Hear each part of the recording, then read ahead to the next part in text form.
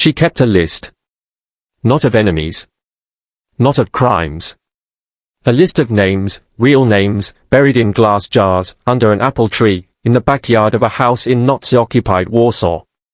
Because every child she smuggled out of the ghetto had to disappear. New name. New papers. New family. New life. If the Gestapo ever found that list, it would have been a death sentence, for her, and for every single child on it. She buried it anyway. Because she believed, against everything the war was telling her, that one day the war would end, and someone would come looking for these children, and want to know who they really were. Her name was Irena Sendler. She was 5 feet tall. She was terrified almost every single day. And she saved 2,500 children from the Holocaust. This is her story. Warsaw, 1940.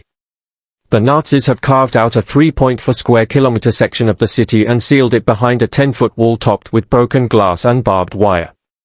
Inside, over 400,000 Jewish men, women, and children, crammed into an area meant to hold a fraction of that number. This is the Warsaw Ghetto. And it is, by design, a slow-motion death sentence. Starvation rations. Typhus outbreaks. Bodies on the sidewalks each morning, covered with newspaper, waiting for collection carts. Irena Sendler is not Jewish. She is a Polish Catholic social worker in her late 20s, employed by the city's social welfare department. And she has access most people don't, a permit issued for epidemic control that lets her walk through the ghetto gates. She was supposed to be checking for typhus. Instead, she starts smuggling in food, medicine, and clothing under the floor of her toolbox and beneath fake bottom compartments in her bag. It's a small act of defiance at first. A few extra loaves of bread. A vial of medicine that isn't on any official manifest. But Irena sees something no ration card can fix. She sees the children. Thousands of them. And she understands, faster than most, exactly what the Nazis intend to do with them. By 1942, the deportations begin. Trains leave the ghetto's Umschlagplatz, the transfer square, for a place called Treblinka. Nobody who boards those trains is coming back. Over 250,000 Jewish residents of the Warsaw Ghetto are murdered there in a matter of months. Irena joins Zagota, the Polish Council to Aid Jews, one of the only organizations in occupied Europe explicitly formed to save Jewish lives. She becomes head of its children's section, code name, Jolanta. And now she has to do the unthinkable. She has to walk up to Jewish parents, mothers holding infants, fathers who have already lost everything, and ask them a question that has no right answer. Will you let me take your child? No promises. No guarantees you'll ever see them again. No guarantee of survival at all. Just a stranger, offering to walk out with the one thing you have left, into a city crawling with informants, where being caught hiding a Jewish child means death for the child, the family hiding them, and often entire buildings of neighbors. Some parents refuse. Some can't bear to let go. Irena later said this, the asking, not the danger, was the hardest part of the entire war for her. She never judged a parent who said no. But thousands said yes. Here's the part that sounds like fiction. It isn't. Infants were sedated and hidden in the bottom of toolboxes, suitcases, and burlap sacks carried through the main gate. Larger children were told to bite their lip and stay silent while smuggled out through the courthouse that bordered the ghetto, a building with one entrance in the Jewish district and one exit in the Aryan side, used as a legal loophole. Ambulances became mobile hiding spots. Irena worked with a driver who kept a dog in the front seat, trained to bark on command, to cover the sound of a crying child in the back. Some children went through the old Warsaw SAW system. Others were carried out in coffins. Once outside, the children needed something just as dangerous to arrange: new identities. Fake baptismal certificates. Polish names. Crash courses in Catholic prayers, in case a suspicious neighbor or soldier tested them. Boys had to be hidden from physical inspection entirely, since circumcision was an immediate death sentence if discovered. Irena placed them everywhere she could: convents, orphanages, foster families, and the homes of Zagota members willing to take the risk. Every placement had to be documented, but never in a way that connected the child's Polish alias to their real Jewish identity, in case papers were seized. So she buried it instead.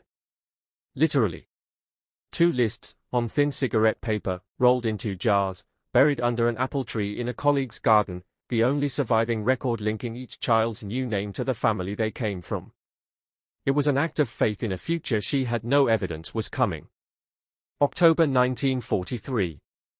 The Gestapo finally catches up to her. They storm her apartment at dawn. She manages to pass the latest list of names to a colleague through a window moments before they break in, but she is arrested, taken to the notorious WWII prison, and interrogated. They break both of her legs and both of her feet.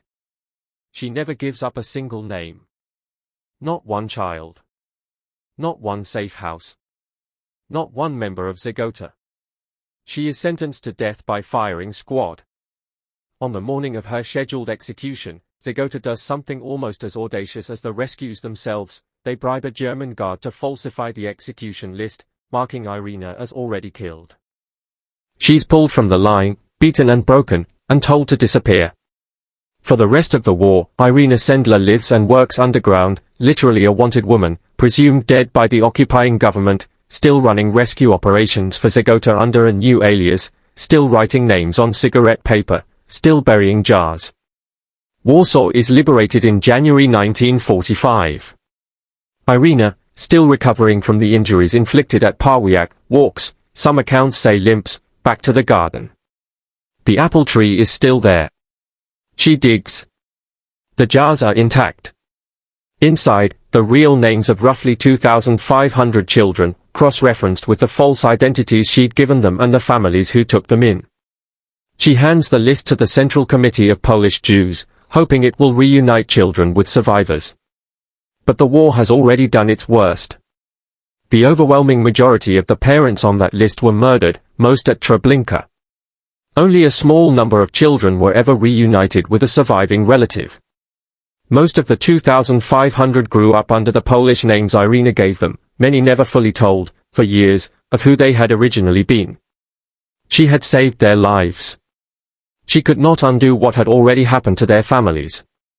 Under Poland's post-war communist government, Zagota's work, tied to the wartime underground and Western-aligned resistance networks, was politically inconvenient to celebrate. Irena Sendler lived for decades in relative obscurity, her story known mostly within small survivor and historian circles.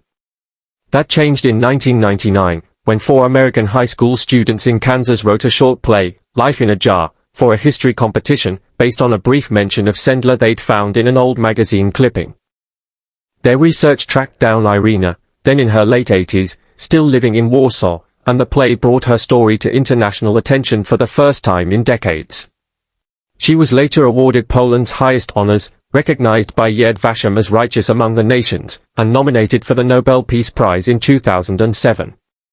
She lost that year, to Al Gore, for his climate change work, a result that, at the time, drew public criticism from people who felt the committee had gotten it wrong. Irena Sendler died in 2008, at age 98. She never called herself a hero. In interviews late in life, she pointed out, almost insistently, that she hadn't acted alone. Dozens of Zagota couriers, foster families, priests, and nuns had taken the same risks, and most of their names are far less known than hers. But it's worth sitting with the arithmetic of what she did. 1 social worker. A toolbox. An ambulance with a barking dog. 2 jars buried under an apple tree. 2,500 children who grew up, had families of their own, and, in many cases, only learned the full truth of their own survival generations later, because a woman with a wartime permit for epidemic control decided that saving lives was worth more than her own. If this is the first time you've heard her name, that's exactly the gap this channel exists to close. If you want more stories like this, ordinary people who did something history almost forgot, subscribe, and I'll see you in the next one.